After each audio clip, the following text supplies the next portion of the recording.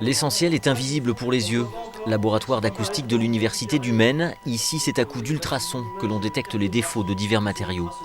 Cette plaque en fibre de carbone pourrait par exemple provenir d'une aile d'avion. Elle est abîmée, mais l'impact n'est pas décelable à l'œil nu. Là, on va utiliser donc les propriétés des ultrasons d'être directifs pour scanner la plaque en différents points et on va pouvoir observer des différences sur les signaux ultrasonores qui vont nous permettre donc de dimensionner le défaut. La preuve en couleur. Sur cet appareil, la zone rouge représente la partie saine du matériau, la zone bleue, l'impact, qui peut être ensuite mesuré avec précision. Il n'est pas raisonnable, par exemple, si nous avons une aile d'avion qui est fabriquée en matériaux composites, il n'est pas raisonnable d'ouvrir l'aile d'avion à chaque fois et de vérifier de l'autre côté. Donc on met un réseau de capteurs à ultrasons et ces ultrasons permettent de localiser et détecter le défaut sur les ailes d'avion sans rien changer du tout. Aéronautique, sûreté nucléaire, médecine, les applications du contrôle acoustique non destructif sont nombreuses.